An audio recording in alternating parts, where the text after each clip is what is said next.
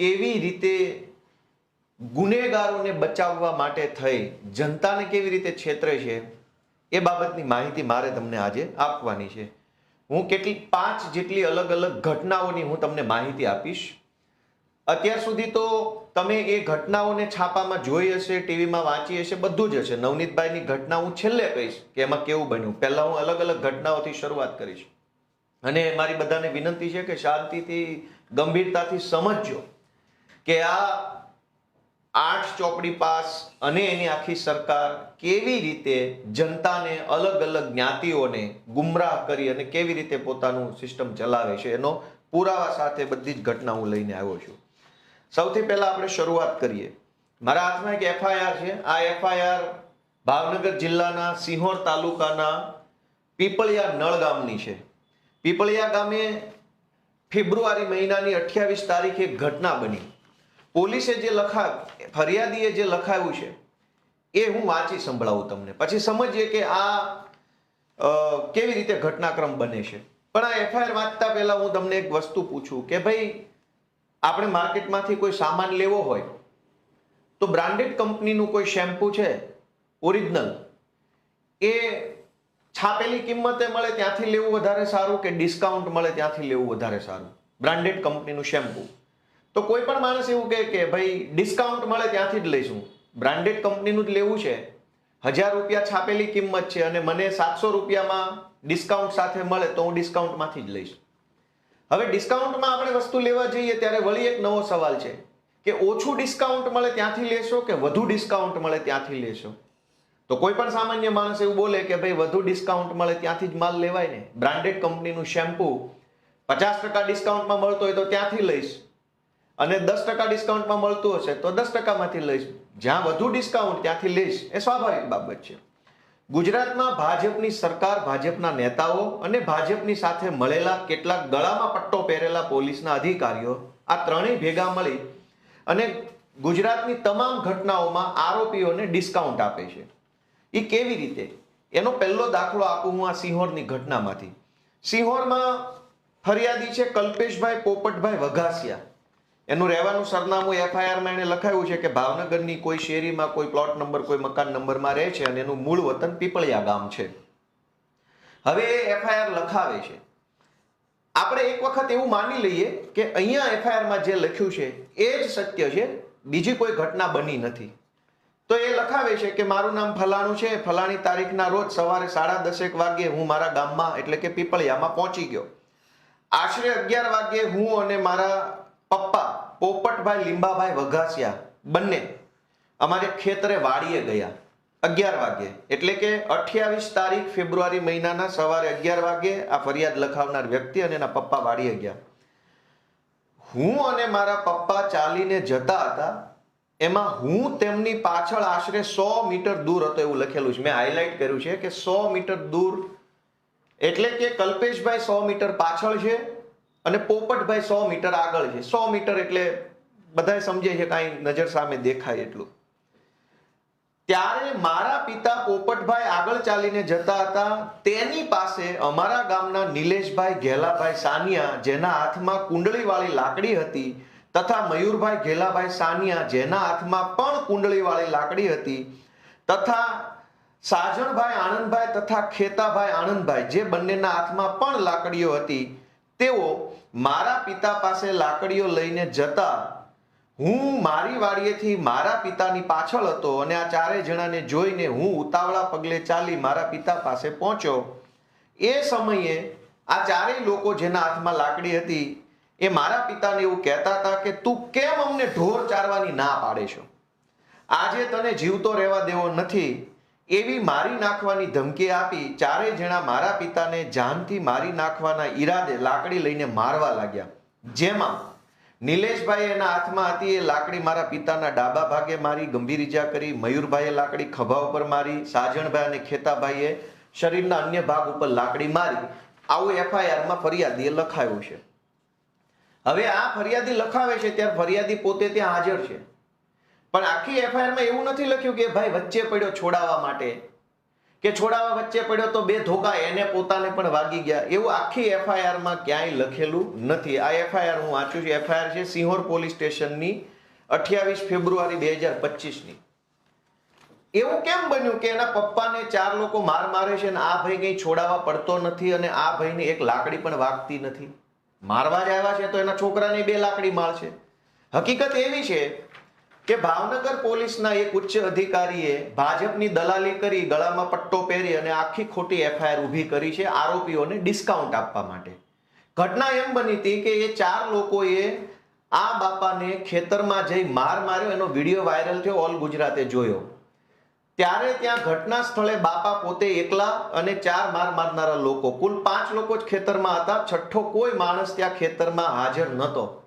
આ ફરિયાદ જેના નામની પોલીસે લખી છે, કલ્પેશભાઈ પોપટભાઈ વઘાસિયા, એ ગુનો બન્યો તે દિવસે ભાવનગરમાં પોતાના ઘરે હાજર હતા, ગામડે હતા નહીં.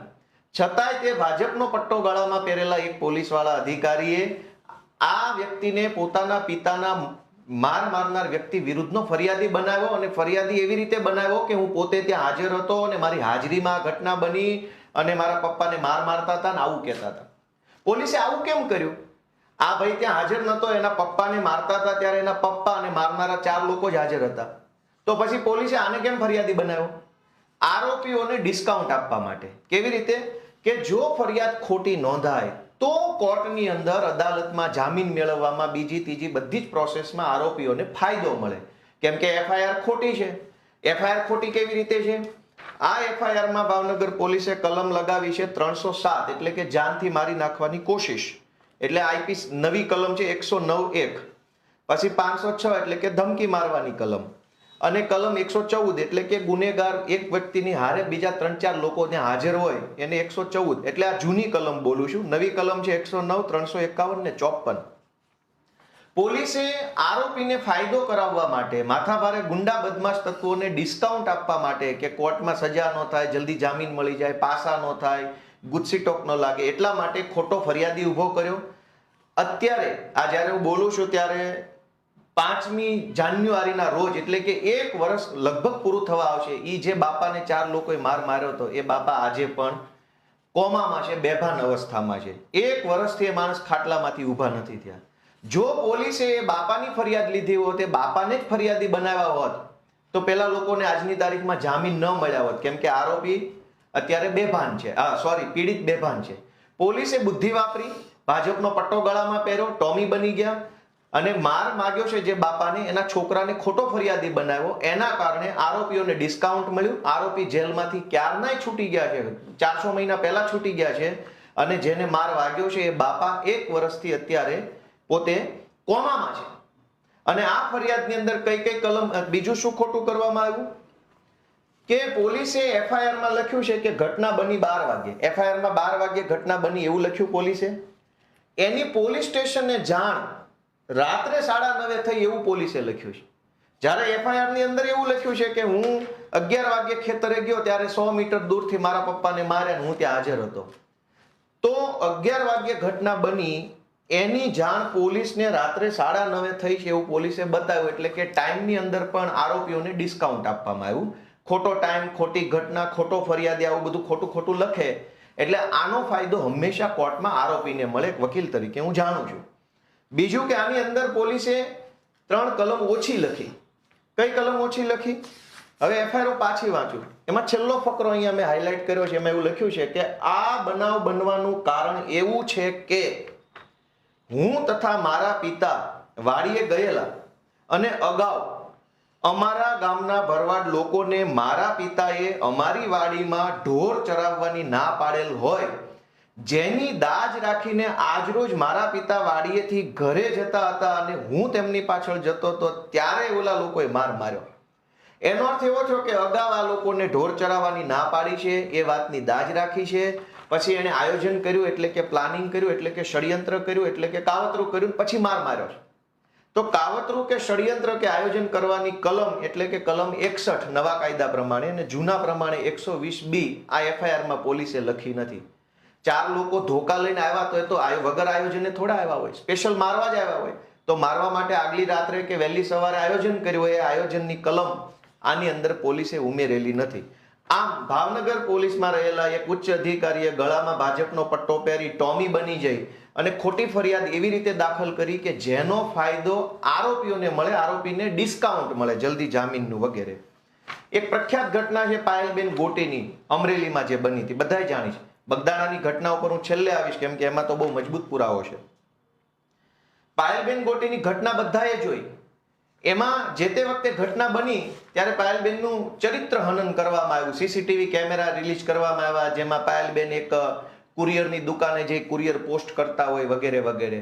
ઘટના એવી બની હતી કે ભાજપના એક વ્યક્તિએ ભાજપના બીજા વ્યક્તિની વિરુદ્ધમાં પત્ર લખ્યા કે આ લોકો રેતીના બેતીના હપ્તા બપ્તા ખાય છે અને સંગઠનમાં હોદ્દો છે. ત્યાર પછી ગળામાં પટ્ટો પહેરેલા અમરેલી પોલીસના એક અધિકારીએ ભાજપની દલાલી કરતા કરતા પાયલબેન ઉપર ખોટી એફઆઈઆર લખી. એફઆઈઆર લખ્યા પછી અડધી રાત્રે 12 વાગે એમને ઘરે જઈને એરેસ્ટ કરી લીધા. એરેસ્ટ કર્યા પછી કોર્ટમાંથી એમના રિમાન્ડ મેળવ્યા. રિમાન્ડ મેળવીને અમરેલીની બજારમાં એક દીકરીનું સરઘસ કાઢ્યું. આ ઘટના આખા ગુજરાતને ખબર છે. પછી શું થયું એ આ કાગળ ઉપર લખેલું છે. આ કાગળ જે છે એ તમે કદાચ કેમેરામાં જોઈ શકતા હો તો આ અમરેલી પોલીસના નૈના ગોરડિયા નામના ડીવાયએસપી ની સહી વાળું એક કાગળ છે. ડીવાયએસપી આમાં શું લખ્યું છે? આ કાગળ છે 4/9/2025 નું કાગળ છે. એટલે કે સપ્ટેમ્બર મહિનામાં અમરેલીના ડીવાયએસપી એવું લખ્યું છે. કોને સંબોધીને લખ્યું છે? અમરેલીની અદાલતના ચીફ જ્યુડિશિયલ મેજિસ્ટ્રેટને લખ્યું, એટલે કે જજ સાહેબને લખ્યું. પોલીસે શું લખ્યું છે? ઉપરોક્ત વિષય અન્વયે જણાવવાનું કે ફલાણા નંબરની ફલાણા કલમ વાળી એફઆઈઆરના કામમાં ગુનાના કામે તપાસ દરમિયાન આરોપી પાયલબેન અશ્વિનભાઈ ગોટી રહે ફલાણું ગામ ફલાણો તાલુકો ફલાણા વિરુદ્ધ પૂરતો પુરાવો નથી. આરોપીનું નામ ભૂલથી એફઆઈઆરમાં આવી ગયું છે. જેથી આ આરોપીનું નામ ભૂલથી આવી ગયું છે એટલે તમે કાઢી નાખો અને આ એફઆઈઆર રફે દફે કરી નાખો. એવું કાગળ કોણે લખ્યું? અમરેલીના ડીવાયએસપી નૈના ગોરડિયાએ. ભૂલથી નામ આવી ગયું, રિમાન્ડ લઈ લીધા, સરઘસ કાઢ્યું, બદલો લઈ લીધો, ફજેતો કરાઈ નાખ્યો અને પછી એના એ જ પોલીસ વાળા પાછળથી કાગળ બદલી અને કોર્ટમાં એવું લખીને આપ્યું કે ભાઈ આ તો આ જે છે એ ગુનો બનતો નથી પાયલબેન સામે, એટલે આનું નામ છે હવે તમે કાઢી નાખો. ત્યારબાદ સૌથી મજાની વાત કે પહેલું કાગળ જે લખ્યું એમાં ખાલી એવું લખેલું છે કે પાયલબેનનું નામ ભૂલથી આવી ગયું છે. બીજા બધાનું નામ બરાબર છે, બીજા બધાનું નામ તો ગુનેગાર તરીકે છે જ, ખાલી પાયલબેનનું નામ ભૂલથી આવ્યું છે એટલે તમે કોર્ટમાંથી રેકોર્ડમાંથી કાઢી નાખો. પછી આ બીજો કાગળ છે મારા હાથમાં. આ બીજો કાગળ છે એ police inspector cyber crime police સ્ટેશનની સહી વાળો છે. સહી ઉકલતી નથી પણ કે લખેલો છે અને કે અથવા પી જેવું વંચાય છે. આ પેપરની અંદર પાછું સાયબર ક્રાઇમ પોલીસ સ્ટેશનના ઇન્સ્પેક્ટરે એવું લખ્યું છે કે મનીષ વઘાસિયા તથા જીતેન્દ્ર ઉર્ફે જીતુ બાવચંદ ખાતરા અને અશોકભાઈ માંગરોળિયા જે બાકીના 3 આરોપી હતા બરાબર, એની વિરુદ્ધ પણ કોઈ પુરાવો નથી અને આ ત્રણેય લોકોનું નામ પાછું ભૂલથી એફઆઈઆર માં આવી ગયું છે. તો આખી એફઆઈઆર માં કુલ 4 આરોપી હતા, 3 પુરુષ અને 1 પાયલબેન. તો પાયલબેન નું નામ ભૂલથી આવી ગયું, બીજા ત્રણેયનું નામ ભૂલથી આવી ગયું. એવો રિપોર્ટ કરીને આખો કેસ રફે દફે કરી નાખ્યો. તો જ્યારે એફઆઈઆર કરી ત્યારે તમને નહોતી ખબર કે આ ખોટો કેસ છે, ત્યારે પોલીસ જાણતા હતા, પણ ભાજપે કીધું કે ટોમી પાયલનું સરઘસ કાઢવાનું છે તો એક જૂઠી એફઆઈઆર બનાવી દે, ચલ ફટાફટ 4-5 ટોમીને મોકલો, પાયલબેનનો કિડનેપ કરી આવો, સરઘસ બરઘસ કાઢો. તો બધા ટોમી ધંધે લાગી ગયા. આજ આ બંને કાગળમાં 4 આરોપી વિરુદ્ધ પોલીસ પાસે કોઈ પુરાવો નથી, ભૂલથી નામ આવી ગયું છે, અમારી ભૂલ થઈ ગઈ છે, આવું પોલીસે ઓફિશિયલી લખી સહી સિક્કા કરીને આપ્યું છે. પાયલબેનનું નામ ભૂલથી આવી ગયું, બધાનું ભૂલથી આવી ગયું. તો એનો અર્થ એ નીકળ્યો કે કોઈએ ગુનો નથી કર્યો. યા તો તમે ખોટી એફઆઈઆર લખી, ખોટી રીતે સરઘસ કાઢ્યું, બદનામી કરી, બધાને ધંધે લગાડ્યા અને છેલ્લે હવે તમે આ ધંધો ચાલુ કર્યો છે. એનો અર્થ એ થયો કે પોલીસ આરોપીઓને ડિસ્કાઉન્ટ આપવાનું કામ કરે. તમે નિર્દોષ હશો તો તમને જેલમાં પૂરી દેવામાં આવશે. નવનીતભાઈ બગદાણા વાળાની વાત હું હજુ તમને છેલ્લે કરીશ. પાલનપુરની અંદર હમણાં એક હત્યાનો બનાવ બન્યો અને એક છોકરાની હત્યા થઈ ગઈ. હવે હત્યાની એફઆઈઆર ની કોપી પણ મારી પાસે છે કે કેવી રીતે પોલીસ આરોપીઓને ડિસ્કાઉન્ટ આપવાનું કામ કરે છે. હર્ષ સંઘવીને આ બધી ટોળકી આખી લાગી છે કે દરેક ઘટનામાં આરોપીને ડિસ્કાઉન્ટ આપવામાં આવે છે. આ એફઆઈઆર મારા હાથમાં કોપી છે. પાલનપુરની અંદર હત્યા થઈ, એની હત્યાની અંદર મરનાર વ્યક્તિ જે છે એ નીતિનભાઈ નામના વ્યક્તિ છે. નીતિનભાઈ જુડાલ. નીતિનભાઈની હત્યા થઈ ચૂકી છે, એની આ એફઆઈઆર છે. એ એફઆઈઆર તમે જોશો તો ખબર પડશે કે આરોપીને ભાજપની પોલીસે કેવી રીતે ડિસ્કાઉન્ટ આપ્યું છે. હર્ષ સંઘવીને ભાજપવાળા સમાજમાં આરોપીઓને ગુજરાતમાં કોઈ પણ ઘટના બને, કોઈ ખૂણા પર ઘટના બને, આરોપીને હંમેશા ડિસ્કાઉન્ટ આપવામાં આવે છે, લાભ આપવામાં આવે છે કે તમે જલ્દી છૂટી જાઓ, તમારા વિરુદ્ધ કડક કાર્યવાહી ન થાય, જામીન મળી જાય, પાસા ન થાય, તડીપાર ન થાય, ગુસ્સીટોક ન લાગે. એના માટે બધી જ કાળજી દરેક એફઆઈઆરમાં લેવામાં આવે છે. મેં તો ગુજરાતની મહત્વની 5 ઘટનાઓનું તમારું ધ્યાન દોરવું છે. એમાં છેલ્લે નવનીતભાઈની ઘટના કહીશ કે અત્યારે આપણે બધા ચર્ચા થઈ રહી છે ન્યાય આપો, અને શું નવનીતભાઈની ઘટનામાં છે હું છેલ્લે તમને કહીશ. અત્યારે પાયલબેનની એક ઘટના મેં તમને કીધી, એક સિહોરની કીધી. આ હું પાલનપુરની ઘટનામાં તમારું ધ્યાન દોરું છું કે પાલનપુરની ઘટનામાં એફઆઈઆરમાં લખ્યા પ્રમાણે ગુનો બન્યો, એટલે કે હત્યાનો ગુનો બન્યો 20:45, એટલે કે 8 વાગે રાતના અને 45, એટલે 8:45 વાગે. 8:45 ગુનો બન્યો અને પોલીસે ગુનો નોંધ્યો ક્યારે? 9:25, એટલે કે 9:30 આસપાસ. કઈ તારીખે? 20/12. હવે 20/12 એકચ્યુઅલી શું થયું છે એ જાણીએ કે આ એફઆઈઆર ની કેટલીક લાઈનો હું વાંચું છું, જેને મેં હાઇલાઇટ કરેલી છે, પીળો પટ્ટો મારેલો છે, કે કેવી રીતે આરોપીઓને ડિસ્કાઉન્ટનો લાભ આપવામાં આવે છે ઈરાદાપૂર્વક. ફરિયાદી લખાવનાર વ્યક્તિનું નામ છે રમેશભાઈ નાનજીભાઈ કેડ. એક રમેશભાઈ નાનજીભાઈ કેડે એવું લખાયું છે કે આ દરમિયાન રસ્તામાં નીતિનભાઈ જે ગુજરી ગયા છે, એને આ ભાર્ગવ મંડોરા ઉર્ફે લાલો માળી સાથે ફોનમાં કોઈ પૈસાની લેતી દેતી બાબતે બોલાચાલી થતી હતી. અને અમો રામદેવ હોટેલ આગળ આવતા અમો 4 જણાઓ કારમાંથી નીચે ઉતરીને ઊભા રહ્યા. તે વખતે પાલનપુર અરોમા સર્કલ તરફથી એક હ્યુન્ડાઈ કંપનીની સફેદ કલરની i10 કાર, જે દિલ્હી પાર્સિંગની હતી, તે કાર અમારી આગળ આવીને ઊભી રહી અને એમાંથી આશરે 5 માણસો નીચે ઉતરેલા અને તેમાંથી 2 માણસો પાસે લોખંડની પાઇપો હતી અને તેમની પાછળ તરત જ 5 જેટલા મોટરસાયકલ હતા, બીજા 4-5 જેટલા એક્ટિવા હતા, 2 વ્હીલરો હતા અને આશરે 20 જેટલા માણસો તેમના હાથમાં તલવારો અને ધોકાઓ લઈને, લોખંડની પાઇપો જેવા હથિયારો લઈને આવેલા. અને અમે કંઈ સમજીએ તે પહેલા જ આ લોકોએ ભેગા મળીને કંઈ બોલ્યા ચાલ્યા વગર અચાનક જ અમારી સાથેના નીતિનભાઈ અને ભરતભાઈ ઉપર હુમલો કરી દીધો, જેમાંથી i10 માંથી ઉતરેલા એક વ્યક્તિએ નીતિનભાઈના ગળાના ભાગે લોખંડનો પાઇપ માર્યો, વગેરે વગેરે લાંબુ લખ્યું છે. પણ આમાં ફરિયાદીએ લખ્યું છે કે 20 જેટલા માણસો આવ્યા, તલવારો લાવ્યા, ધોકા લાવ્યા, ગાડીઓ આવી, 4 વ્હીલ આવી, 2 વ્હીલ આવી, એક્ટિવા આવી. તો આટલા બધા માણસો ભેગા કરવા હોય, ગાડીઓ, તલવારો, ધોકા, માણસો, તો મને એવું લાગે છે કે ચોક્કસ એનું આગોતરું આયોજન કરવું પડે. અચાનક ન થાય કશું જ. કલાક, 2 કલાક, 5 કલાક કે 2 દિવસ અગાઉ એનું પ્લાનિંગ કરવું પડે. બધાને ફોન કરીને કહેવું પડે કે ભાઈ પેલો નીતિન છે એને હું મળવા બોલાવું ને આજે એને મારવાનો છે કે મારી નાખવાનો છે, તો તમારે બધાએ ધોકા બોકા લઈને આવવાનું છે, વગેરે વગેરે. એટલે કાયદામાં એક કલમ છે, એ કલમને, જૂની કલમ એની છે 120B, અત્યારે નવી કલમ છે 61.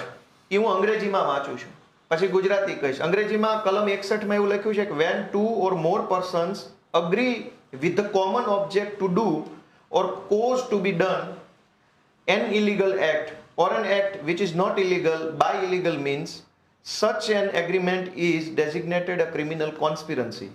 Criminal conspiracy એટલે કે ગુનાહિત ષડયંત્ર, શુદ્ધ ગુજરાતીમાં કાવતરું, અથવા આપણે એને કહેવાય ને ષડયંત્ર, કાવતરું શબ્દ, દેશી કાવતરું શબ્દ.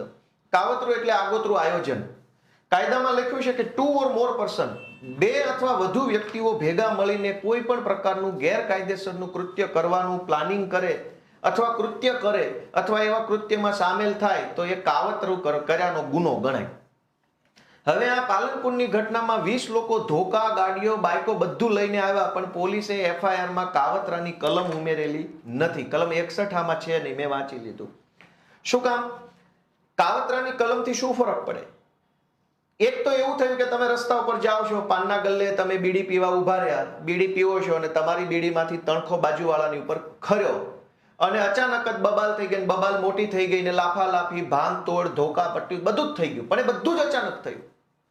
તો અચાનક થયું છે એ ગુનો અલગ લેવલની ગંભીરતા ગણાય છે. પણ જેમાં તમે આયોજન કરો છો, 20 લોકો ભેગા કરો છો, તલવાર, ધોકા, ગાડીઓ, માણસો બધું જ ભેગા કરવાનું એડવાન્સમાં આયોજન કરો છો, એને અંગ્રેજીમાં ક્રિમિનલ કોન્સ્પિરન્સી કલમ 61 પ્રમાણે ગુનાહિત ષડયંત્ર અથવા કાવતરું ગણાય છે. કાવતરું કરીને કોઈ ગુનો કરવો એ વધુ ગંભીર છે. એક તો તમે બીડી પીવો છો, તમારા મનમાં નથી કોઈને લાફો મારવાનો, પણ બીડી પીતા હતા, તણખો ઉડ્યો, બબાલ થઈ ગઈ, મારામારી થઈ ગઈ. તો એમાં તમારો ઈરાદો શરૂઆતથી ક્રાઇમ કરવાનો નથી. પણ જ્યારે તમે આયોજન કરો છો ત્યારે તમારો શરૂઆતથી જ ઈરાદો ખૂન કરવાનો, મારામારી કરવાનો કે ગેરકાયદેસરનું કૃત્ય કરવાનો છે. આવી ગંભીર ખૂનની ઘટનામાં પણ પોલીસે આરોપીને કોર્ટની અંદર લાભ મળે, ફાયદો થાય એટલા માટે 2 કલમ ઓછી લગાવી. શું કામ? ડિસ્કાઉન્ટ આપવું પડે આરોપીઓને. શું કામ? કેમ કે હર્ષભાઈના બધા ભાણિયા થાય છે, એટલે ભાણિયાઓને ડિસ્કાઉન્ટ આપવું પડે. ખૂનના આરોપીને કલમ 61 લગાવી નથી એટલા માટે કે એને ડિસ્કાઉન્ટ આપ્યું કોર્ટ. બીજું કે 20 લોકો આવ્યા, નામ એક જ વ્યક્તિનું FIR માં લખ્યું. શું કામ? કે જ્યારે એક વ્યક્તિ સાગર મંડોરાનું નામ FIR માં છે, બીજા કોઈના નામ લખ્યા નથી. હવે બીજા લોકો 20 ને બદલે 40 પકડશે પોલીસ. એ કોર્ટમાં જશે ત્યારે એના વકીલ, કેમ કે હું વકીલ છું, એવું કહેશે કે ભાઈ અમારું તો FIR માં નામ નથી, અમને તો ખાલી શકના આધારે પકડ્યા છે, અમે તો નિર્દોષ છીએ. તો આ લાભ બધા આરોપીને હંમેશા મળતો હોય છે. મારું FIR માં નામ નથી, હું તો નિર્દોષ છું, મને તો શકના આધારે રાજકીય પ્રેશરથી આમ તેમ કરીને પકડ્યો છે. તો ટેકનિકલી કોર્ટમાં એ વાતનું વજન પડે હંમેશા માટે, નામ ન હોય એનું. તો પોલીસને આ ખબર છે, ભાજપને આ ખબર છે કે આરોપીને ડિસ્કાઉન્ટ આપવું છે, તો શૈલેષ મંડોરાનું એકનું નામ લખો, બીજા 10 એની સાથે આવેલા લફંગાનું નામ FIR માં નહીં લખવાનું, પાછળથી લઈ આવવાના અને રીલ બિલ બનાવીને પબ્લિકને બતાવી દેવાની. જો ભાઈ હવે તમે કલમ લાગી છે કે નથી લાગી, નામ લખ્યા છે કે નથી લખ્યા, ટાઈમ બરાબર લખ્યો છે કે નથી લખ્યો, એ બધું છોડો, રીલ તો બનાવી દીધી, રીલ જોવો, લાઈક શેર કરો અને ન્યાય મળી ગયો. આ દરેક ઘટનાની અંદર કાગળ ઉપર હંમેશા આરોપીને ડિસ્કાઉન્ટ આપવામાં આવે છે અને જનતાને રીલ બતાવી અને પોલીસ અને ભાજપ એવું આશા રાખે છે કે ન્યાય થઈ ગયો. ભાઈ દરેક ઘટનામાં રીલ બતાવી અને ન્યાય આપવાનો અહેસાસ ઉભો કરવામાં આવે છે. કાગળ ઉપર ડિસ્કાઉન્ટ હોય છે. આ સિંહોરની ઘટનાની અંદર કલમ 61, કલમ 3.5, કલમ 118, 117, 118(2) આટલી કલમો પોલીસે ઓછી લખાવી છે. પોલીસે જે લખ્યું છે એ પ્રમાણે જે કલમ લાગવી જોઈતી હતી એ કલમ લાગી નથી. જેને માર વાગ્યો છે એ બાબા અત્યારે 1 વર્ષ પછી પણ હજુ કોમામાં છે, છતાંય આરોપી છૂટી ગયા. શું કામ? કાગળ ઉપર ડિસ્કાઉન્ટ આપ્યું આરોપીને અને પછી સ્થળ ઉપર રીલ બનાવી અને ફરિયાદીને એના સમાજને આપી દીધી. જાઓ ભાઈ, તમારી રીલ તો બનાવી દીધી, હવે શું છે, ન્યાય બાય થઈ ગયો બધું, રીલ જોવો, મજા કરો, કેવા લંગડા ચાલે છે, જોવો.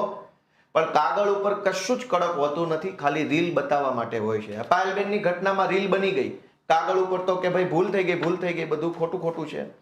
પાલનપુરની ઘટનામાં રીલ બની ગઈ, પણ કાગળ ઉપર એક જ આરોપીનું નામ લખ્યું છે, બીજા બધાને કોર્ટમાં ફાયદો મળશે જલ્દી છૂટવામાં, નિર્દોષ છૂટવામાં. કાવતરાની કલમ નથી, સહ આરોપીઓની કલમ નથી. કાયદામાં એક કલમ છે 54 નંબરની, જૂના કાયદામાં 114 હતી. 54 નંબરની કલમ શું કહે છે કે whenever any person who is absent would be liable to be punished as an abettor, and whenever any person is present when the act or offense for which he would be punishable in consequences of the abatement is committed, he shall be deemed to have committed such act or offense.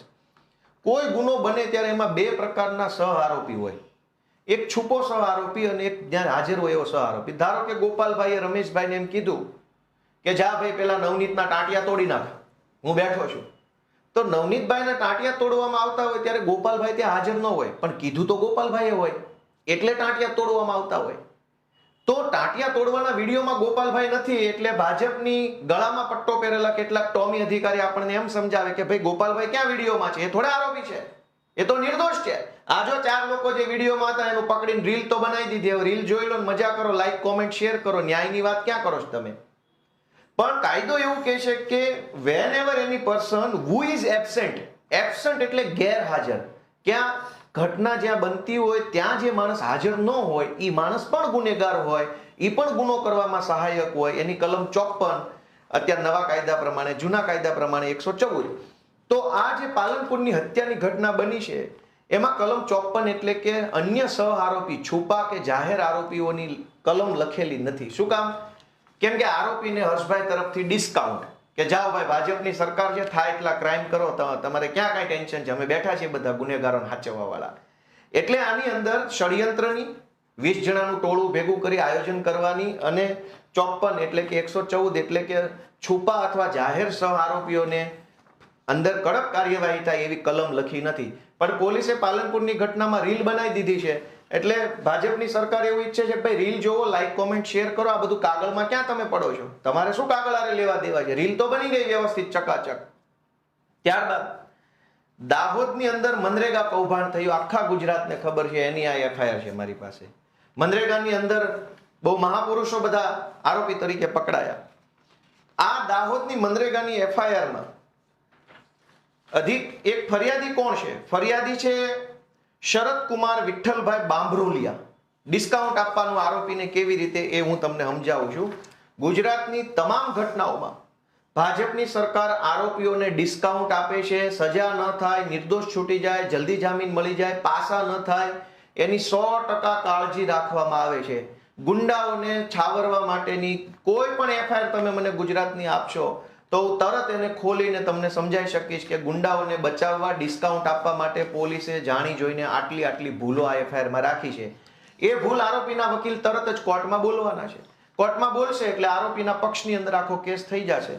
અત્યારે હું તમને મનરેગા કૌભાંડ દાહોદમાં જે થયું એને હું તમને એફઆઈઆર વાંચી સંભળાવું. એમાં ફરિયાદી છે શરદકુમાર વિઠ્ઠલભાઈ બાંભરોલિયા, નિયામક છે, સરકારી નોકરિયાત છે. એને ફરિયાદ આપી. એમાં એવું લખ્યું છે કે મનરેગા યોજના હેઠળ કરવાના થતા કામો અપૂર્ણ જણાય છે, એટલે કે પૂરા નથી કર્યા. તેમ છતાં તે કામોનું કમ્પ્લીશન સર્ટી તથા ખોટા પુરાવા ઊભા કરી પૂર્ણ પેમેન્ટ કરી દેવામાં આવેલ છે અથવા મેળવી લેવામાં આવેલ છે. નાણાં ચૂકવનાર અધિકારીઓ દ્વારા અધૂરા કામો કરવા છતાં એજન્સીઓને નાણાંની ચૂકવણી કરી કાયદેસરની કરવાની થતી ફરજમાં નિષ્કાળજી દાખવનાર અધિકારી, કર્મચારી તેમજ કરાર આધારિત કર્મચારીઓએ એજન્સી સાથેના એકબીજાના મેળાપીપણું કરી સરકારને નુકસાન પહોંચાડ્યું છે. આ પેરેગ્રાફ એફઆઈઆર ની અંદર લખેલો છે. પછી આગળ પાછળ તો બધી વાર્તા છે.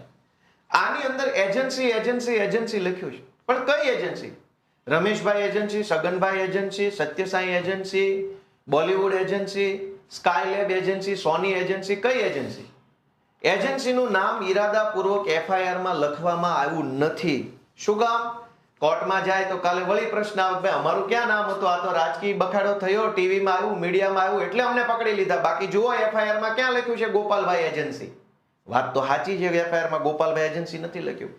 પણ 2000 કરોડનું કૌભાંડ થયું. આખી એફઆઈઆરમાં ક્યાંય આરોપીનું નામ લખ્યું નથી. આરોપીનું ખાનું જે આવે એફઆઈઆરમાં એવું લખ્યું છે કે ખોટા બિલ મૂકી, ખોટા રેકોર્ડ બનાવી સરકારમાંથી પૈસા લેનાર એજન્સીના કરતા હતા. તો કઈ એજન્સી ખોટા બિલ મૂક્યા તો તમને ખબર હતી એટલે તો તમે એફઆઈઆર કરાવવા ગયા. તો ત્યારે કોલમની અંદર લખવું હતું કે ભાઈ આ સ્કાય એજન્સી, આ બોટ એજન્સી, આ ફલાણી એજન્સી, એક્સ એજન્સી, વાય, બધી એજન્સીના નામ લખવાની જરૂર હતી. પણ એફઆઈઆરમાં જાણી જોઈને એજન્સીનું નામ ન લખ્યું. ત્યારબાદ આરોપીનું નામ ન લખ્યું. બીજું, સરકારી કયા માણસોએ ખોટા બિલ મંજૂર કર્યા? આમાં લખ્યું છે કે કામ પૂરું નથી કર્યું છતાંય નાણાંની ચૂકવણી કરી તો ફરજમાં નિષ્કાળજી દાખવનાર અધિકારી. તો કઈ 500 અધિકારી થોડા હશે? મનરેગામાં નક્કી જ હોય કે તાલુકા કક્ષાનો એક જિલ્લા કક્ષાનો બેસ્ટ અધિકારી હોય, છતાં એનું નામ એફઆઈઆરમાં લખ્યું નથી. શું કામ? કે મારું નામ ક્યાં એફઆઈઆરમાં છે? મને તો આ રાજકીય પ્રેશર આવ્યું એટલે પકડ્યો છે. ભાઈ સાહેબ બાપા, હું તો નિર્દોષ છું, મને ડિસ્કાઉન્ટ આપો. અને મળી જાય ડિસ્કાઉન્ટ અને છૂટી ગયા. 2000 કરોડના આરોપીઓ છૂટી ગયા જામીન ઉપર. શું કામ? સરકારે એફઆઈઆર કરતી વખતે એને ડિસ્કાઉન્ટ આપેલું છે. આની અંદર ખોટી રીતે લખેલી છે માહિતી, ખોટું લખેલું છે. બીજું કે સૌથી મોટી બે બાબત આ એફઆઈઆરમાં હજુ સુધી ભાજપ સરકારે કરી નથી. આરોપીઓને ડિસ્કાઉન્ટ આપવા માટે કે ભાઈ સાહેબ બાપા, તું અમારા ભાજપનો લાડલો છોકરો છો, જલ્દી છૂટી જાય, એના માટે 4 કલમ ઓછી લગાવવું. કેવી રીતે? કે સરકારી કામમાં ખોટા બિલ મૂકવામાં આવ્યા અને એફઆઈઆરમાં લખ્યું છે કે એજન્સી દ્વારા કોઈ કામ કરવામાં નથી આવ્યું, તેમ છતાં ખોટા બિલ મૂકી અને પૈસા લઈ લીધા. તો સરકારી કામના બિલ હંમેશા જીએસટી વાળા હોય તો જ હાલે. આ કોઈ પાનની દુકાનનું માવાનું બિલ નથી કે સાદી કાપલી પર હોય. સરકારી મનરેગાના કોન્ટ્રાક્ટના કામોના 2000 કરોડના ખોટા બિલ મૂકવામાં આવ્યા તો એ દરેક બિલ જીએસટી વાળા હશે. એનો અર્થ એ થયો કે મનરેગામાં 2000 કરોડનું કૌભાંડ તો થયું, સાથે જીએસટી નું કૌભાંડ પણ થયું. જીએસટી ચોરી થઈ તો જીએસટી ની કોઈ એફઆઈઆર આજ સુધી થઈ નથી. જીએસટી ની કાર્યવાહી નથી થઈ. ઇનપુટ ક્રેડિટ ને ટેક્સ ક્રેડિટ ને રિબેટ ને જે કાંઈ આવતું એની કોઈ કાર્યવાહી આ દાહોદના મનરેગા કૌભાંડમાં થઈ નથી. ખાલી પોલીસ સ્ટેશનમાં એફઆઈઆર થઈ છે વિશ્વાસઘાત અને છેતરપિંડીની. પણ આ જીએસટી ના 2000 કરોડના ખોટા બિલ સરકારને પકડાવ્યા ને એમાં જે ક્રેડિટ લીધી હશે એનું શું? તો કે ડિસ્કાઉન્ટ લઈ જાઓ ભાઈ, ભગવાન ભરોસે તંત્ર ચાલે છે. અને બીજું કે પ્રિવેન્શન ઓફ કરપ્શન એક્ટ નામનો કાયદો બન્યો છે, એસીબી કરપ્શનનો કાયદો. જે સરકારી માણસોએ આવા ખોટા બિલ મંજૂર કરી અને એજન્સીઓને પૈસા ચૂકવી દીધા, એ માણસે પૈસા તો કમાણો. તો સરકારી માણસ ખોટી રીતે પૈસા કમાય એ એસીબી નો ગુનો છે. પ્રિવેન્શન ઓફ કરપ્શનનો ભ્રષ્ટાચારનો કેસ થવો જોઈએ. જ્યારે આમાં દાહોદના કાંડમાં સરકારી માણસો ઉપર ભ્રષ્ટાચારની એફઆઈઆર નથી થઈ, ખાલી વિશ્વાસઘાતની એફઆઈઆર થઈ છે. 2000 કરોડનો વિશ્વાસઘાત કર્યો, હવે પૈસા પાછા સરકારને કોણ આપશે? તો કે ડિસ્કાઉન્ટ લઈ જાઓ. એટલે કે કાગળ ઉપર પોલીસ અને ભાજપના કેટલાક ટોમી ઈરાદાપૂર્વક કાગળ ઉપર ખોટું લખે, ખોટા વાક્યો, ખોટા આંકડા, ખોટી કલમ, ખોટી ઘટના, ખોટી રીતે બધું લખીને કાગળો નબળા બનાવે, બોદા કાગળ બનાવે અને જનતાને બતાવવા માટે રીલ બનાવે. એટલે કાગળ ઉપર આરોપીઓને, ગુનેગારોને, ગુંડાઓને ડિસ્કાઉન્ટ મળે અને જનતાને રીલ જોવા મળે અને 8 પાસની દુકાન આવી રીતે ચાલે છે. મોરબી દુર્ઘટના બની. હવે આ મોરબી દુર્ઘટના, મોરબીની એફઆઈઆર મારી પાસે પડી છે. આમાં પણ આરોપીઓને કેવી રીતે ડિસ્કાઉન્ટ આપવામાં આવ્યું કે તમે જેલથી, સજાથી, કાયદા કાનૂનથી બચો એના માટેની વ્યવસ્થા સરકાર તરફથી તમને ડિસ્કાઉન્ટ. આ મોરબીની ઘટનાના ફરિયાદી પ્રકાશભાઈ અંબારામભાઈ દેકાવાડિયા છે. એટલે કે એ પીઆઈ છે, ત્યાંના મોરબીના પીઆઈ છે. એણે આખી ફરિયાદમાં ક્યાંય આરોપીનું નામ કે એજન્સીનું નામ લખાયું નથી. એણે લખાયું છે કે સરકારશ્રીના અલગ અલગ વહીવટી તંત્ર દ્વારા ખાનગી એજન્સીઓ મારફતે બ્રિજનું સમારકામ, મેન્ટેનન્સ અને મેનેજમેન્ટ કરી સ્થાનિક લોકોની સુખાકારી અને આનંદ પ્રમોદ તથા પ્રવાસન માટે ખુલ્લો રાખવામાં આવતો હતો. ખાનગી એજન્સી પણ કઈ agency? Rameshbhai agency, Gopal agency, ચંદ્ર એજન્સી, મંગળ એજન્સી, ગુરુવાર, કઈ એજન્સી? આખી એફઆઈઆરમાં એજન્સીનું નામ નથી લખ્યું, કોઈ માણસનું નામ નથી લખ્યું. શું કામ? કોર્ટમાં જ્યારે જાઓ ત્યારે વળી એમ કહી શકો કે સાહેબ આમાં મારું નામ જ નથી, મારી કંપનીનું નામ નથી, આ તો રાજકીય બધું ષડયંત્ર થયું, મીડિયામાં હોવા થઈ ગઈ એટલે મને ખોટી રીતે ફસાયો છે, હું નિર્દોષ છું. જુઓ ક્યાં એફઆઈઆરમાં મારી એજન્સીનું નામ છે? અને આમાં છે નહીં. આવી રીતે દરેક ગુનાના આરોપીઓને કાગળ ઉપર બચાવવા માટે થઈ ડિસ્કાઉન્ટ આપવામાં આવે છે ભાજપની સરકાર દ્વારા અને પબ્લિકને બતાવવા રીલ બનાવવામાં આવે છે. એટલે આરોપી પણ ખુશ, ભાજપ ખુશ, રીલ જોઈને પબ્લિક ખુશ, બધું ખુશ. ન્યાયની વાત કઈ હોતી નથી. હવે આ મારા હાથમાં નવનીતભાઈનો કાગળ હવે આવ્યો. બગદાણાની ઘટના, નવનીતભાઈની એફઆઈઆર છે મારા હાથમાં. આ એફઆઈઆરમાં નવનીતભાઈ જે છે એ ફરિયાદી છે. હવે એની હું ફરિયાદ વાંચું છું. કેવી રીતે આરોપીઓને લાભ મળે, આરોપીઓ છૂટી જાય, જામીન જલ્દી થઈ જાય, સજા ન થાય, જે દિવસે કેસ હાલે ત્યારે નિર્દોષ છૂટી શકે, પાસા ન થાય, આવું બધું બધી કાળજી પોલીસ અને કેટલાક ભાજપના નેતાઓ દ્વારા ગુજરાતમાં ગમે ત્યાં રાખવામાં આવતી હોય છે. આ તો મેં તમને મોરબીની, દાહોદની, પાલનપુરની, અમરેલીની ઘટનાઓ કીધી. આ બગદાણાની ઘટના. બગદાણાના કિસ્સામાં શું થયું કે આખો સમાજ આવ્યો, સમાજના આગેવાનો, રાજ્યના મંત્રીઓ, કેન્દ્રના મંત્રીઓ, કેબિનેટ મંત્રીઓ, સાંસદો બધા જ આવ્યા.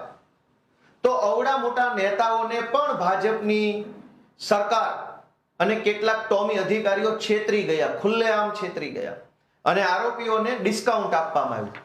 નવનીતભાઈએ લખાયું, નવનીતભાઈ જે વિડીયોમાં બોલ્યા એ વિડીયોમાં એવું બોલે છે કે ભાઈ એને પહેલા જયરાજનો ફોન આવ્યો, પછી બીજા 1-2 વ્યક્તિનો ફોન આવ્યો, ત્રીજાનો ફોન આવ્યો અને પછી રાત્રે આ માથાકૂટની ઘટના બની.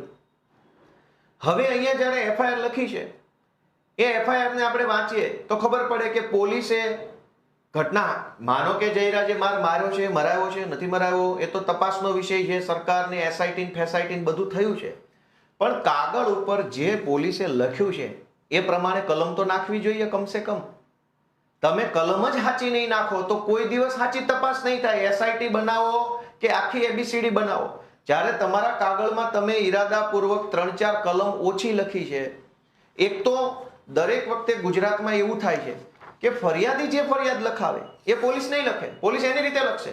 તમે એમ કહો કે મને માર્યો, મારા ખિસ્સામાંથી આ કરી લીધું, મારો હાથ તોડ નાખ્યો, તો પોલીસ એમ કહેશે એવું નહીં લખાવવાનું, મને ગાળો દીધી એવું લખાવો ખાલી. તમે એમ કહેશો કે ભાઈ મારી પાસેથી પૈસા માંગ્યા, તો પોલીસ ના પાડશે એવું નહીં લખાવવાનું. તમે એમ કહેશો કે ફલાણા ભાઈનું નામ લખો, તો પોલીસ કહેશે ના, નામ નથી લખવાનું, તમે એમ નામ ખાલી અમે પાછળથી નામ ઉમેરી દઈશું. એટલે કોઈ પણ એફઆઈઆર જે લખાય છે એ ફરિયાદી સાથે જે ઘટના બની છે એ ઘટનાની એફઆઈઆર નથી હોતી. ફરિયાદી સાથે ધારો કે આટલી ઘટના બની હોય તો પોલીસ આટલી જ લખે એફઆઈઆરમાં, આટલું નથી લખતા. પણ આટલું લખ્યું હોય, ધારો કે આટલી ઘટના નવનીતભાઈ સાથે બની, પોલીસે કાગળ ઉપર આટલી જ લખી, તો એ જે આટલી લખી છે હું વાંચું તો એમાં એવું લખ્યું છે કે આજ રોજ તારીખ ફલાણીના રોજ રાતના 1:30 વાગ્યાની આસપાસ હું મારા દીકરાનો મને ફોન આવ્યો, એવું લખ્યું છે. નવનીતભાઈને એના દીકરાનો ફોન આવ્યો અને એના દીકરાએ એને એવું કીધું એફઆઈઆર પ્રમાણે.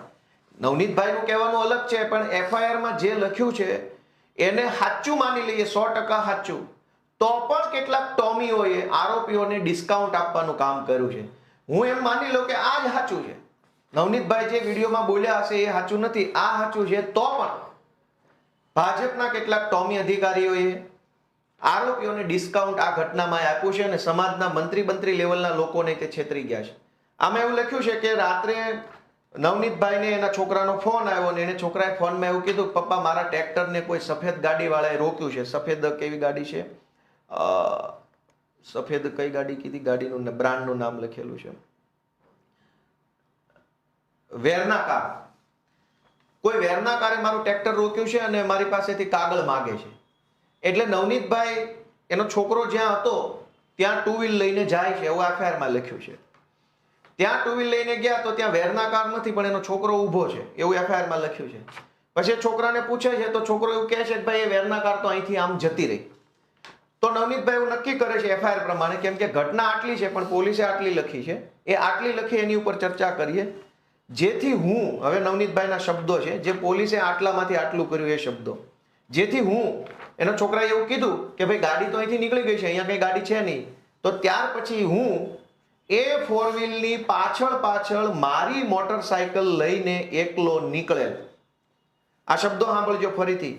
હું એટલે કે નવનીતભાઈ એ 4 વ્હીલની પાછળ મારી મોટરસાયકલ લઈને એકલો નીકળેલ અને હું આ 4 વ્હીલની પાછળ મોણપર ગામ જવાના રસ્તે મોણપર ગામના ઈશ્વરભાઈ શિયાળના બ્લોકના કારખાને પહોંચેલ, ત્યારે આ સફેદ કલરની 4 વ્હીલ મારી પાછળથી આગળ આવીને ઊભી રહી. આખું વાક્ય એવું લખ્યું છે કે હું કારની પાછળ ચાલતો હતો અને ઈશ્વરભાઈના કારખાના પાસે કાર પાછળથી આગળ આવી ગઈ. એફઆઈઆરમાં આવું વાક્ય લખ્યું છે. આ તો ખાલી એક મુદ્દો છે, એફઆઈઆર તો બહુ લાંબી છે. પોલીસે અહીંયા ચાલાકી વાપરી લીધી છે, શબ્દની ચાલાકી. કાલ કોર્ટમાં વકીલ કહેશે કે ભાઈ આગળ હતા પાછળ હતા તમને જ ખબર નથી, એનો અર્થ એ છે કે તમે જૂઠું બોલો છો. હવે કોણ આગળ હતું કોણ પાછળ હતું એ ક્યાંય નક્કી નહીં થાય, એનો વિડીયો ઓડિયો કઈ નથી. એટલે હું પોતે ઘડીક એમ કહું આગળ હતો ને હું એમ કહું પાછળ હતો તો મારી વાતનો કોઈ ભરોસો કરે નહીં. ફરીથી, જેથી હું 4 વ્હીલની પાછળ મારી મોટરસાયકલ લઈને એકલો નીકળેલ, હું આ 4 વ્હીલની પાછળ મોણપર ગામના જવાના રસ્તે મોણપર ગામના ઈશ્વરભાઈ શિયાળના બ્લોકના કારખાને પહોંચ્યો, ત્યારે આ કાર છે એ મારી પાછળથી આવીને આગળ ઊભી રહી ગઈ. લ્યો, પાછળ હતા પોતે અને કાર પાછળ આવી ગઈ. આ શબ્દ ચાલાકી પોલીસે આરોપીઓને ડિસ્કાઉન્ટ આપવા બનાવી છે. ભાઈ આમાં જયરાજ દોષિત છે કે દોષિત નથી એ તો પછીનો વિષય છે. પોલીસે કાર આગળ પાછળ શું કામ કરી નાખી? કાગળ ઉપર આટલી શબ્દ ચાલાકી કરી અને આ કેસને બોધો પાડવાનું કામ ભાજપનો પટ્ટો જેને ગળામાં પહેર્યો છે એને ઓલરેડી કરી નાખ્યું છે. હવે એસઆઈટી ની રચના કરે શું થવાનું, કેબિનેટ મંત્રીને કહેવાથી શું થવાનું, જ્યારે ચોરી તો અહીં કરી નાખી છે, ચોરી પકડાઈ ગઈ છે, હજુ બીજી ચોરી બતાવું કે આગળ એવું લખે છે કે 4 વ્હીલ માંથી અજાણ્યા ઈસમો જેમાં 2 લાકડા 2 પાઇપ અને ધોકા લઈને ઉતરેલ અને મારવા લાગેલ, એટલે કે પહેલા એક કાર હતી, એમાંથી 2 લાકડા, 2 પાઇપ અને ધોકા લઈને કેટલાક માણસો ઉતર્યા અને મારતા હતા.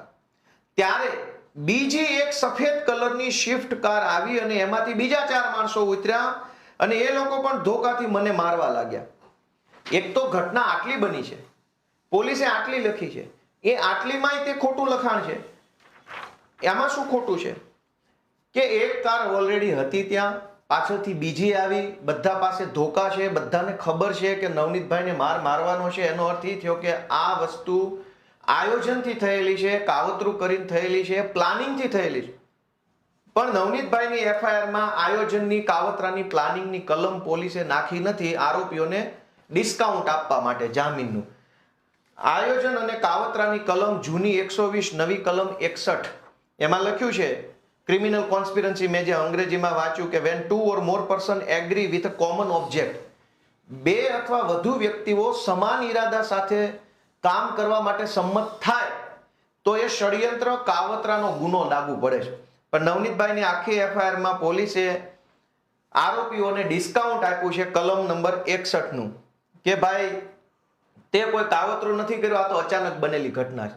2 4 વ્હીલ લઈને, ધોકા લઈને મારવા આવવું હોય તો એનું આયોજન જ કરવું પડે, એનું પ્લાનિંગ જ કરવું પડે. એના માટે ફોન કર્યા હોય, મેસેજ કર્યા હોય, રૂબરૂ મળ્યા હોય, તો તારી ગાડી ક્યાં ઊભી રહેશે, મારી ક્યાં ઊભી રહે, બધું જ થયું હોય. પણ પોલીસે એ આખા કાવતરા, ષડયંત્ર, આયોજનની બાબતને એફઆઈઆર માંથી હટાવી દીધી છે.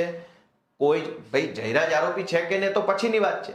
પહેલા તો આ 6 જણા આવ્યા, એને ષડયંત્ર તો કર્યું, કાવતરું તો કર્યું, ક્યાંક બેસીને મીટિંગ તો કરી, એ ઘટના આખી એફઆઈઆર માંથી હટાવી દીધી છે. હવે હર્ષ સંઘવીએ કીધું કે ભાઈ એસઆઈટી ની રચના કરશું. શું એસઆઈટી કરશો તમે? જ્યારે એફઆઈઆર તો આરોપીને ડિસ્કાઉન્ટ આપવાની કરી છે. આપણે એમ માની લઈએ કે જે 6 લોકો વિડીયોમાં દેખાય છે એટલા જ ગુનેગાર છે, બીજું કોઈ આમાં ગુનેગાર નથી. તો પણ પોલીસે આરોપીને ડિસ્કાઉન્ટ કેમ આપ્યું? આની અંદર એક તો કાવતરાની કલમ નથી લખી નવનીતભાઈની ઘટનામાં. બીજું, કાયદામાં એક કલમ છે 34 નંબરની જૂની કલમ છે, એની નવી કલમ છે 3 ની પેટા કલમ 5. આ બહુ ઇન્ટરેસ્ટિંગ કલમ છે. આ જાણવા જેવો વિષય છે કે પોલીસ કેવી રીતે દરેક ઘટનામાં ગુનેગારોને ડિસ્કાઉન્ટ આપે છે. અંગ્રેજીમાં હું વાંચું છું કલમ 3 ની પેટા કલમ 5, એટલે કે 3(5). When a criminal act is done by several persons in furtherance of the common intention of all, each of such persons is liable for that act in the same manner as if it were done by him alone. શુદ્ધ ગુજરાતીમાં સૌનો સમાન ઈરાદો. કાયદામાં 2 બાબત છે. ગોપાલભાઈ છે એ રમેશભાઈને મારવા જાય છે, કાર લઈને રસ્તામાં નીકળ્યા તો રસ્તામાં એનો ભાઈબંધ સુરેશ ઊભો હતો. તો ગોપાલભાઈ કીધું કે ભાઈ સુરેશ આવીને ગાડીમાં બેસી જાય ને, આપણે 2 ભાઈ એક ચક્કર મારતા આવીએ. સુરેશને નથી ખબર કે ગોપાલભાઈ મારવા જાય છે અને ગોપાલભાઈ ત્યાં ગાડી ઊભી રાખીને પેલાને માર્યો. પેલા એફઆઈઆર લખાવી કે ગોપાલ ને સુરેશ બેય આવીને મને માર્યો.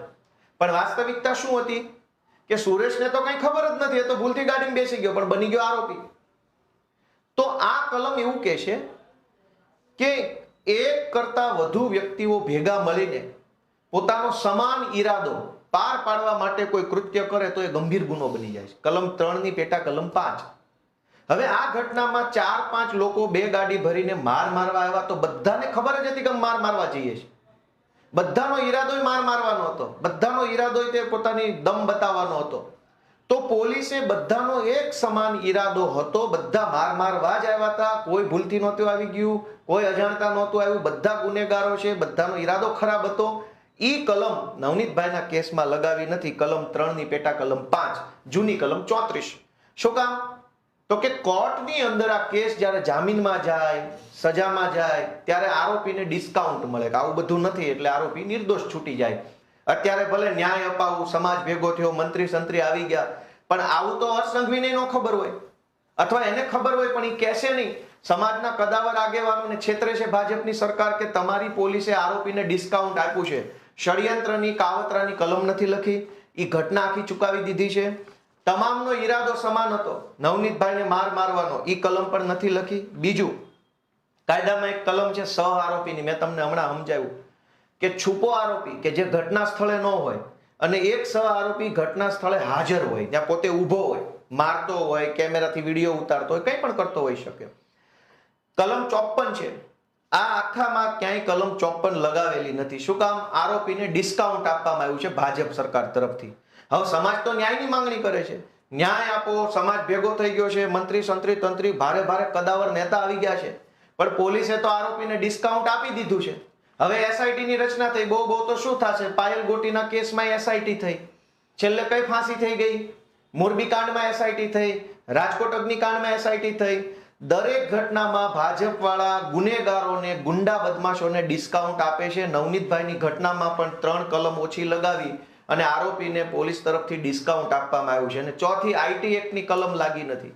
વિડીયો ઉતાર્યો, એ વિડીયો વાયરલ કર્યો, તો એ તો આઈટી એક્ટની કલમ પ્રમાણે તમે કોઈ પણ વિડીયો વાયરલ કરો, ભાજપનો કોઈ વિડીયો બનાવીને ફેસબુકમાં લગાવો તો સાયબર ક્રાઇમ મુજબ અપરાધ થઈ જાય છે. તો કોઈને મારતો વિડીયો જે છે એ અપરાધ કેમ ન બને? તો પોલીસે આ આખી ઘટનાની અંદર આરોપીઓને ડિસ્કાઉન્ટ આપેલું છે, કાવતરું છુપાવ્યું છે, સમાન ઈરાદો છુપાવ્યો છે, સહ આરોપીની હાજરી છુપાવી છે. એટલે હવે સમાજ એકઠો થયો છે, પણ કઈ ન્યાય બાય હું નથી માનતો. કેમ કે આમાં તો બધું ડિસ્કાઉન્ટ આપી દીધું છે આરોપીને. લાંબા ગાળે આરોપીને આનો ફાયદો થઈ જશે. એનાથી આગળ વધીએ કે પોલીસ અને ભાજપ આ બંને ભેગા મળી અને ગુજરાતની કોઈ પણ ઘટનામાં આરોપીઓને ડિસ્કાઉન્ટ આપવાનું કામ કરે છે. અને મેં તમને પહેલા કીધું કે આરોપીને ડિસ્કાઉન્ટ મળે, પોલીસ તરફથી ફાયદો મળે, પ્રોટેક્શન મળે, સવલત મળે, તો આરોપીને ગુનો કરવાનું વધુ મન થાય. 1000 રૂપિયા વાળી વસ્તુ મને 500 મળે તો હું 2 વખત ખરીદી કરીશ. ગુજરાતમાં તમામ ગુંડા, બદમાશ, લુખ્ખા, લફંગાઓને હંમેશા પોલીસ તરફથી અને ભાજપની સરકાર તરફથી ડિસ્કાઉન્ટ આપવામાં આવે છે. ઓછી કલમ લગાવે, નામ ન લખે, એજન્સીનું નામ ન લખે, બીજી ત્રીજી બધી જ રીતે આરોપીના બચાવમાં જ તે કાગળ તૈયાર કરવામાં આવે. પણ પબ્લિકને રીલ બતાવી દેવામાં આવે. પબ્લિક રીલ જોઈને ખુશ છે.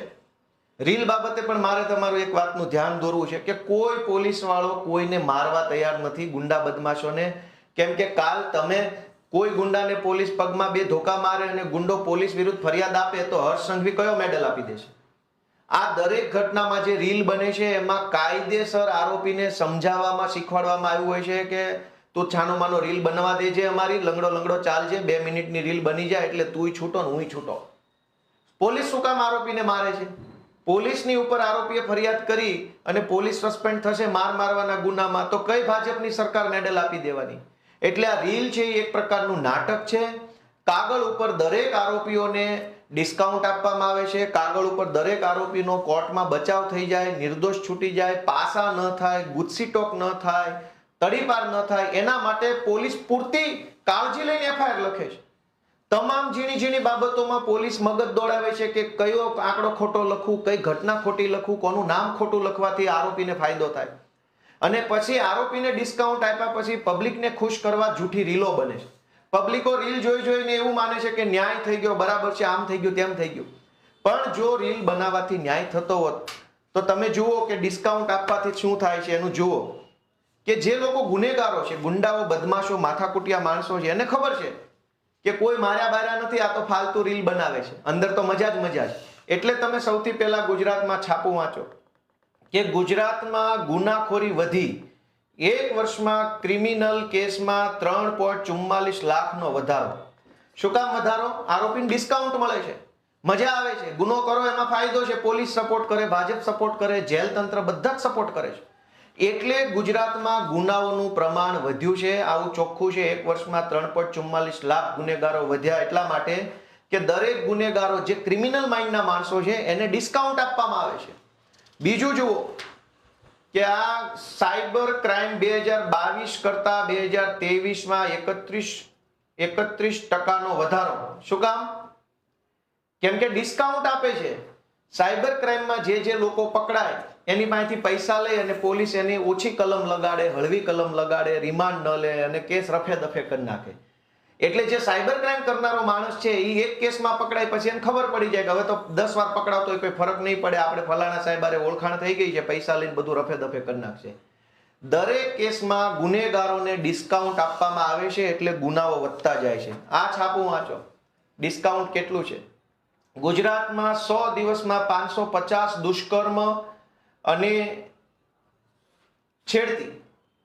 પછી નીચે લખ્યું છે કે 2 થી વધારે દુષ્કર્મ થાય છે અને રોજ સરેરાશની 5 થી વધુ અપહરણની ઘટનાઓ બને છે. શું કામ? કે આ દુષ્કર્મ, છેડતી, અપહરણની ફરિયાદ લખાવવા તમે જાઓ તો પોલીસ હંમેશા ગુનેગારની તરફેણમાં વાત કરે કે એફઆઈઆર નહીં લખાય, આ તમે ખોટા છો, અરજી આપી દો, તપાસ કરશું, જોશું, આમ છે તેમ છે, બાના કાઢે અને ગુનેગારોને ડિસ્કાઉન્ટ આપવામાં આવે છે. અને એટલે ગુનેગારોની હિંમત વધી જાય છે. આ સમાચાર ઉપર ફોકસ કરો ભાઈ. અહીંયા ખૂણામાં અહીં શું લખ્યું છે છાપામાં? આ સમાચારમાં આ જોઈ લો. એમાં એવું લખ્યું છે કે સુરતમાં લોકો કામે જતા પહેલા દીકરીઓને ઘરમાં પૂરી અને દરવાજે તાળા મારે છે. આટલી હદે ગુનેગારોને તો જેલમાં પૂરીને તાળા નથી મારવા પડતા. લોકો એટલી હદે, પોલીસ એટલી હદે ગુનેગારોને છાવરે છે, ગુંડા બદમાશોને એટલો બધો સપોર્ટ આપે છે કે ગુંડાઓની હિંમત એટલી વધી ગઈ છે કે ગમે તે કરો, પોલીસ જ અમને બચાવી લે છે. ગુંડાઓને વિશ્વાસ જ પોલીસ ઉપર છે. અને પોલીસમાં આવું કેમ થયું? તેમ કે ગૃહમંત્રી બહુ મહાન માણસોને બનાવવામાં આવ્યા છે, મુખ્યમંત્રી એનાથી મહાન છે, એટલે ગુંડાઓને સરકાર ડિસ્કાઉન્ટ આપે છે. એના પરિણામે ગુજરાતની પરિસ્થિતિ જુઓ કે ગુજરાતમાં અપહરણ કરાયેલા 437 લોકોમાંથી 437 લોકોનો અતોપતો નથી.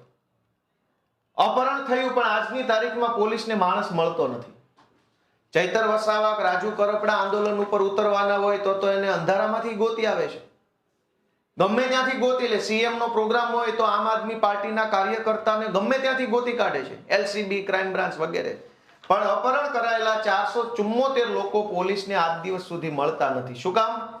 કે આ અપહરણ કરનારી ટોળકીને પોલીસ તરફથી, ભાજપની સરકાર તરફથી ડિસ્કાઉન્ટ આપવામાં આવ્યું છે. તમે તારે ક્રાઇમ થાય એટલો કરો, અમને અમારું દેતા રહેજો. ભાજપમાં થોડુંક દો, થોડુંક અમને દઈ દો. પબ્લિક તો હિન્દુ મુસલમાન કરીને મત આપવા તૈયાર જ બેઠી છે. ત્યારબાદ ગુજરાતમાં 898 કરોડ રૂપિયાના અલગ અલગ મુદ્દામાલની ચોરી થઈ. એમાંથી 643 કરોડનો મુદ્દામાલ મળ્યો જ નથી. 898 એટલે ઓલમોસ્ટ 900 કરોડ રૂપિયાની ચોરી થઈ. અલગ અલગ, કોઈનો મોબાઈલ, કોઈનું સોનું ચાંદી, કોઈના ઘરેણા, કોઈનું કોમ્પ્યુટર, કોઈની 4 વ્હીલ, કોઈની 2 વ્હીલ. એમાંથી 643 કરોડ રૂપિયાનો મુદ્દામાલ તો હજુ સુધી કોઈને મળ્યો નથી. તો આ 643 કરોડ રૂપિયાનો મુદ્દામાલ જે ચોર લઈ ગયા, એ ચોર પાસેથી ચૂંટણી ફંડ કોણે લીધું, કટકી કોણે લીધી અને કોણે આ ચોર લોકોને ડિસ્કાઉન્ટ આપ્યું? ચોરને કોઈ બીક નથી. તમે જુઓ કે 5 વર્ષમાં ગુમ થયેલા 10,000 બાળકોમાંથી 3,000 નો પતો નથી. 3,000 બાળકો ગુજરાતમાંથી ગુમ થયા છે, એનો કોઈ પતો નથી. એટલા માટે કે ક્રાઇમ કરનારા લોકો છે એને ડિસ્કાઉન્ટ સરકાર જ આપે છે કે થાય એટલો ક્રાઇમ કરો, અમને હપ્તા દેતા રહેજો, એટલે બાકી કઈ વાંધો નથી. હવે તમે જુઓ કે જે ઘટના બહુ ચગી જાય, એક તો તમે જ્યારે ફરિયાદ લખાવા જાવ છો તો પોલીસ ફરિયાદ લખવા જ તૈયાર નથી. માંડ ફરિયાદ લખાવો તો જેવી તેવી ફરિયાદ લખે છે. કેટલાક કિસ્સામાં વિડીયો વાયરલ થઈ જાય, ખૂબ બધું ભમાભમી મચી જાય, એટલે પરાણે એફઆઈઆર દાખલ કરવી પડે તો આરોપીઓને ડિસ્કાઉન્ટ મળે, કલમ ઓછી લગાવે, વાક્યો બદલી નાખે, શબ્દો બદલી નાખે, નામ છુપાવે. આવું બધું કરીને પણ છતાંય જે એફઆઈઆર લખાય છે, છતાંય એ એફઆઈઆર માંથી 3 વર્ષમાં 10,000 કરતા વધુ ખાલી પોક્સોના કેસ નોંધાય. એટલે 17 વર્ષ કરતા ઓછી, 18 વર્ષ કરતા ઓછી ઉંમરની દીકરીઓ ઉપર બળાત્કાર, છેડતી, રેપના કેસ નોંધાયા. અને એમાં fast track court, fast track court એટલે ફાસ્ટ એટલે ઝડપ, ટ્રેક એટલે જલ્દીથી કેસ જેનો નિકાલ થઈ જાય, ફાસ્ટ ટ્રેક કોર્ટ બનાવી સરકારે. એમાંય 10,000 થી વધુ કેસ તો એમાં પેન્ડિંગ છે. રેગ્યુલર કોર્ટમાં તો કેટલા હશે? ફાસ્ટ ટ્રેક કોર્ટ એટલે અલગથી સ્પેશિયલ કોર્ટ. 18 વર્ષથી નીચેની દીકરીઓ સાથે બળાત્કાર, છેડતી કઈ ઘટના બને એની સ્પેશિયલ કોર્ટમાં 10,000 કેસ, 3 વર્ષમાં ખાલી 10,000 કેસ તો પેન્ડિંગ છે.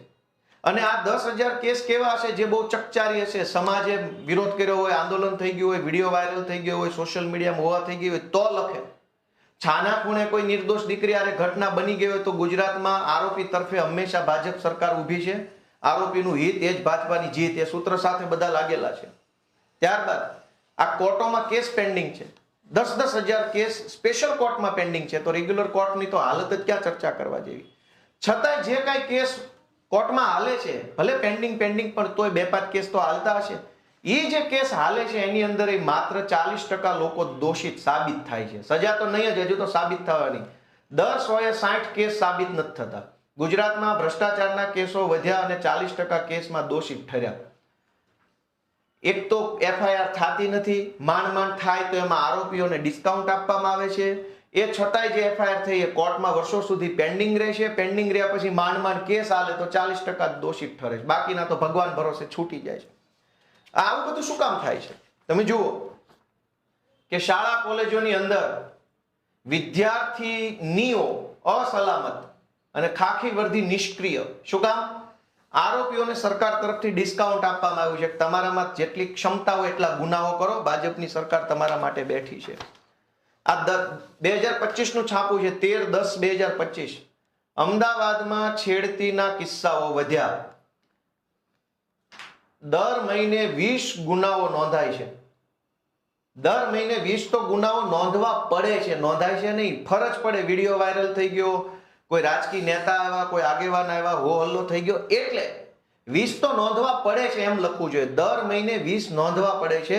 બનતી તો 200 ઘટના હશે, પણ કોઈને ફરક પડતો નથી, કેમ કે ગૃહમંત્રીના રાજમાં ગુંડાઓ જે છે એને રેલમ છેલ છે, ડિસ્કાઉન્ટ આપવામાં આવે છે. પોલીસ તરફથી કાગળ નબળા બનાવવામાં આવે, રીલ સારી બનાવવામાં આવે.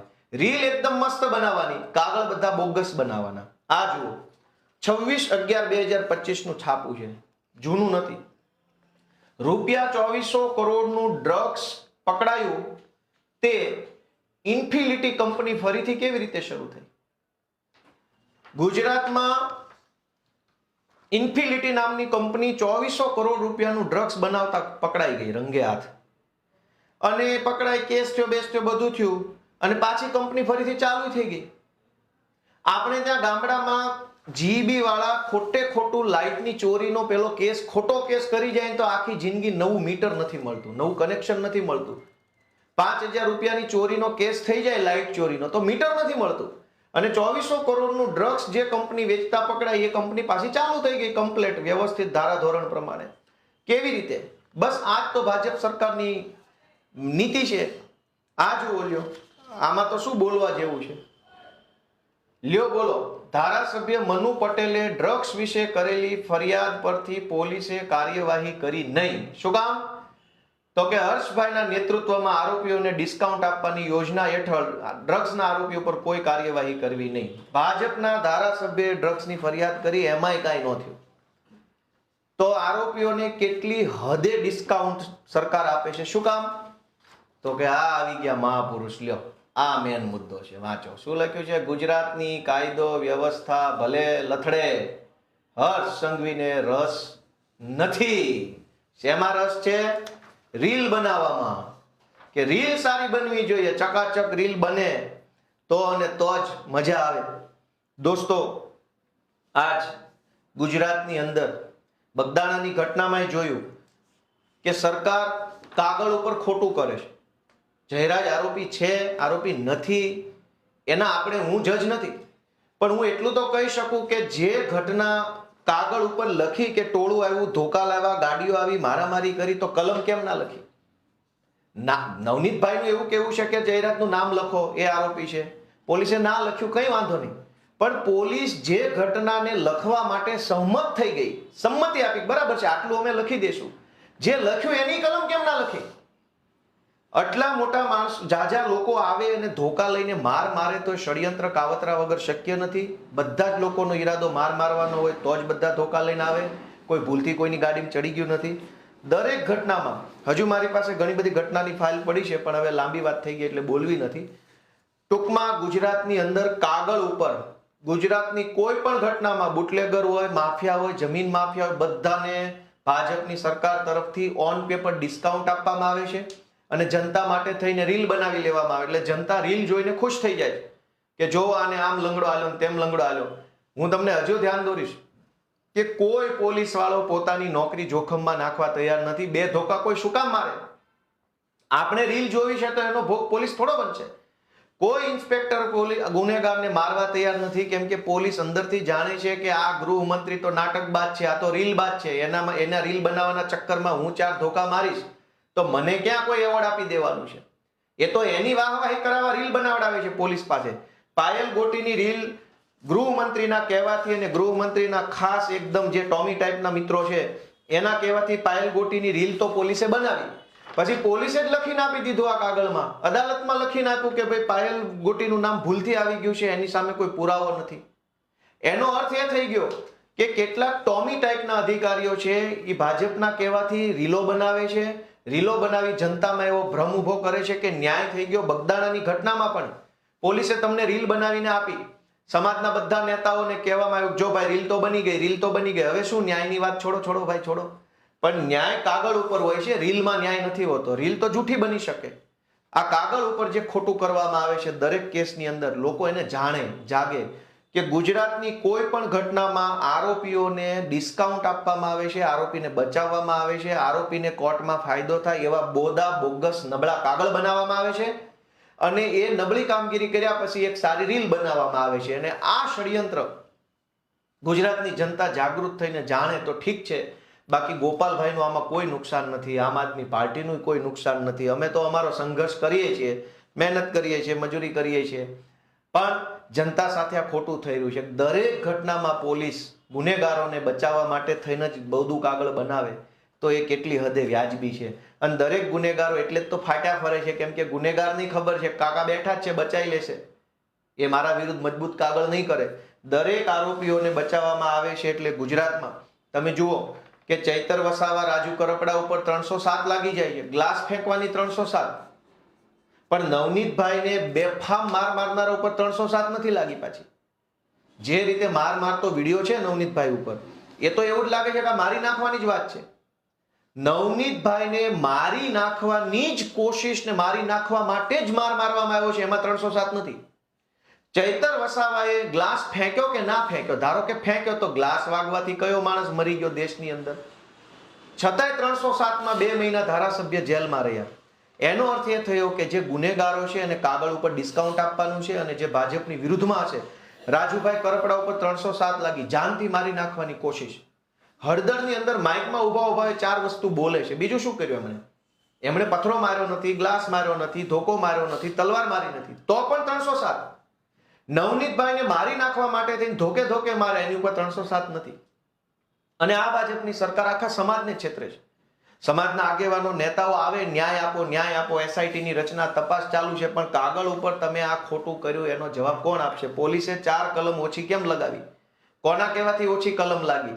હવે પાછળથી ઉમેરશો એનો કોઈ ફાયદો નથી. તો આવી રીતે કાગળ ઉપર ગુનેગારોને બચાવવાનું કામ આખા રાજ્યમાં તમામ ઘટનામાં ભાજપ અને ભાજપના કેટલાક ટોમી કરી રહ્યા છે, અને પછી પબ્લિકને ઝઘડો કરાવડાવે.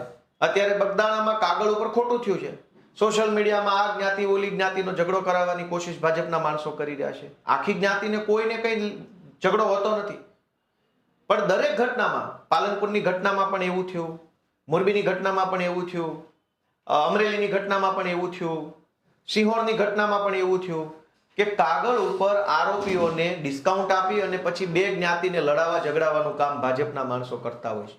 આપણે બધા સાવચેત, સલામત અને એલર્ટ રહીએ એવી વિનંતી સાથે હું મારી વાત પૂરી કરું છું. સૌને મારા જય શ્રી કૃષ્ણ, જય ગરવી ગુજરાત.